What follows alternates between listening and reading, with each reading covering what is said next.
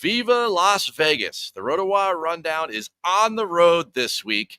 I'm at the beautiful tennis center here. I am Keith Stewart from Read the Line. Of course, my cohort is Len Hochberg, the award-winning senior golf writer for RotoWire. Let's start the rundown with a little reaction there, Len. I want to get into this Sanderson Farms Championship, a 5-way playoff, which was a ton of fun. I'm sure no one was watching because there was football on, but at the same time, those who were completely entertained. Luke List, he makes a bomb. We are back. We have this short run of the fall series. What's your first takeaway from, kind of getting going here, and these guys are looking for these points and securing their cards for 2024?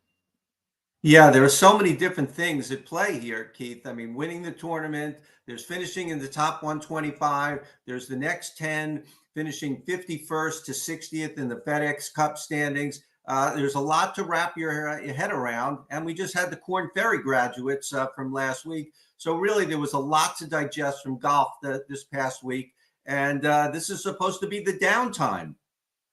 I mean, my biggest takeaway is that Luke List, he's an Augusta guy, and he just earned his way into the Masters. So it's got to kill him when he's home, Augusta National Golf Club week there in early April. And now he's in. So congratulations to Luke List, one of the best ball strikers out there. And to make a bomb like that, it certainly was, I love playoffs. And the more guys, the merrier. 5 guys going down the fairway. There's nothing better in my mind. Now, speaking of nothing better, a couple weeks ago, we got to get into this because we're out here at the Shriners Children's Open here at TPC Summerlin, Las Vegas. 2 weeks ago, they offered a sponsor's exemption to Lexi Thompson. Now, she's the 7th woman to play in a men's PGA Tour event. There's been a lot of talk about this. Maybe not as much talk as Justin Thomas as a captain's pick for the Ryder Cup, but there's been a lot of talk about this. Does she deserve a spot? Is this the right time for her to do it? What are your thoughts on that? Yeah, I think it's great. I think it's a win-win. And if I can throw a few more wins in there, win, I think it's terrific. I know there's a lot of pushback. I had a TikTok video that's up there and talking about Lexi Thompson, and there was a lot of pushback there.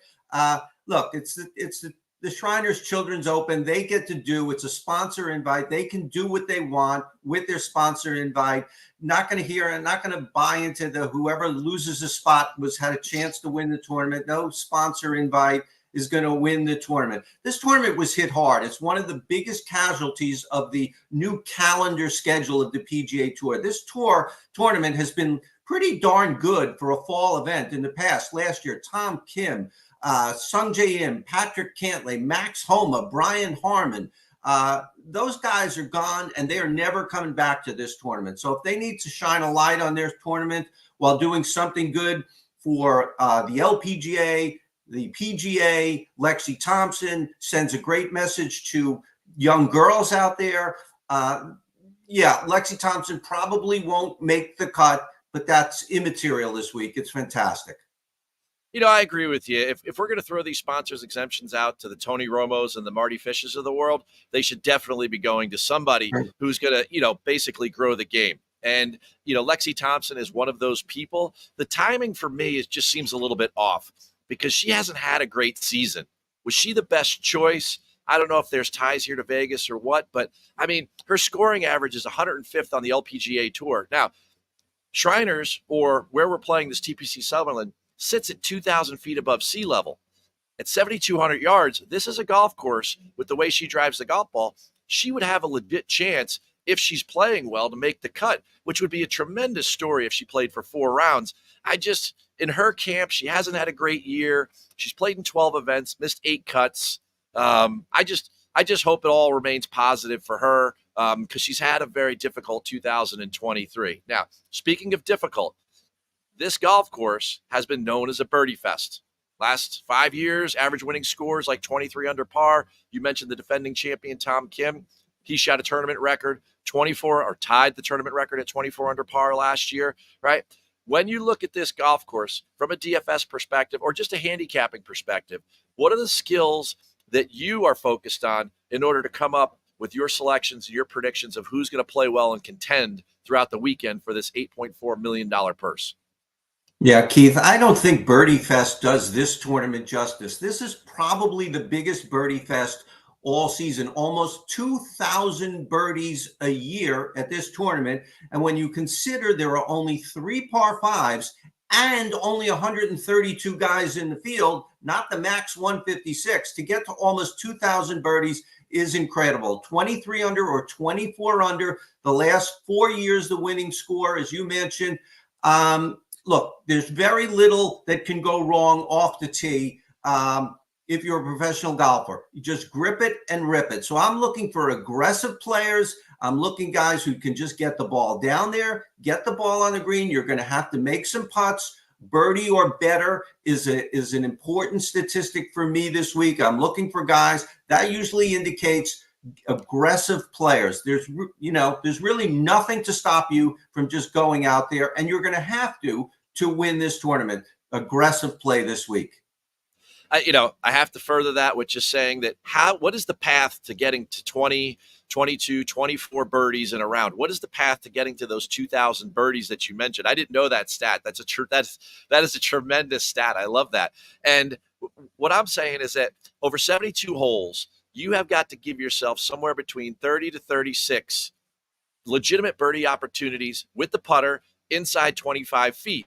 So yeah, strokes gained approach, but really it comes down to the putter. When you have those 32 to 34 20-footers or shorter, you have to make 2/3 of those. And it's shown over the last 10 years that the guys are gaining the most against the field with the flat stick. These are bent grass greens out here. I don't know how they do it in the desert, but they do it. And they are large greens, and they're sectioned off. The guys they have great proximity to the hole, and you have to make a bunch of putts. So for me, it starts with the flat stick. It's got to be hot. It's got to be as hot as the desert this week. And you know what? Speaking of hot, who are your hot picks when it comes to DFS? You're putting the articles out there. Come on, give me a couple tiers here. Who do you have in the 10s, the 9s, the 8s? And guys are always trying. They love those 10,000 guys. So who are we going to fill in down in the 6K range? You're the man. Let me know. Well, I'll take you top to bottom, and at the very top is Ludwig Aberg. And I made a mistake last week. I underestimated 23-year-olds. They're a lot stronger and fitter coming off entire continent parties for winning a big golf tournament. He was unfazed by it all. One of the best drivers in the tournament, maybe in all of golf already. So I do like him a lot. Right behind him on the DraftKings board in the 10,000s, Tom Kim. We know he can go low. He did it here last year. He did it at the Wyndham a couple of years ago. He can really get white hot and go super low on a Sunday. 9,000s, Adam Hadwin. He's finished top 10 3 of the last 4 years in this tournament. The Canadians, the snowbirds, they love coming down to the desert when the weather gets cold. And those top 10s, the last 3 of the last 4 years, the field was loaded. The field was much stronger than it is now. 8,000s, Andrew Putnam. He had a good year last year. Good greens and regulation guy. Really good putter. I like him a lot when the courses are shorter. This one is shorter. 7,000s, Matthew Neesmith, top 20. The last 4 years, he's all the way down at 7,100. Look, he has not been playing great. He showed a little sign last week with the top 25 at the Sanderson Farms. But sometimes for me, course history, when it's so strong, you really just have to go with it. And my favorite play of them all, $6,700 on DraftKings, 26-year-old Englishman, Harry Hall. He went to Nevada, Las Vegas. Duh. He played TPC Summerlin a lot. Duh. He is 5th on the PGA Tour in putting this season. Duh. He's finished 15th and 8th the last 2 years at this tournament. Duh. Sometimes we just don't have to overthink things, Keith. Well, I couldn't agree with you more. I think last week you and I were both kind of putting Ludwig off to the side, and Mr. Hochberg, he was going to enjoy the Ryder Cup celebration.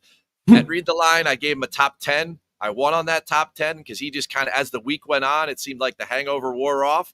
And this kid is motivated. I think spending all that time with Victor Hovland during Ryder Cup week really has him understanding how talented he is. So for me, betting at the top of the board, I don't know if I'm sold on Tom Kim and some of the other guys, but man, I tell you, I will throw some chips on the table, pardon the pun, for Ludwig this week. And now middle of the pack. A lot of people don't pay attention to all of the strokes gained data and really dive in where they should when it comes to the sports betting side. I know they do it on the DFS side, but the guy that hit it the best, tee to green last week, was the homeless one, Mark Hubbard. And if you look back through Mark's past, he's played good on a lot of desert golf courses, Palm Desert, TPC Scottsdale. He is a solid pick. He's sitting at plus 5,000 in a field where, there's a lot of big names and guys that really are, kind of catch your attention, like a Tom Kim. I think that a guy like Mark Hubbard could make a zillion birdies this week. Bent grass is his favorite surface for putting. It's his best statistical surface for putting. That's a guy right there sitting there. Last week he was first on approach, first tee to green. Watch out, because the putter can only get better this week, and we know he's hitting it good. For me, I'm going with those two guys and maybe a couple more. But you know what, folks? I got to run. I'm out here in Vegas. I got to get to the range. I know Len, he's got to get to more award-winning content. That's it for this week's RotoWire Rundown. You'll find us next week, same time, different place, but we'll be covering the next week on the PGA Tour. Thanks for joining us. We'll see you in a week. Len, take care. Any last words for me in Vegas? What should I do? Just come home with your shirt, Keith. That's most important. Come home with your shirt, please. Wise advice, sage advice. Thank you, my friend. That's it.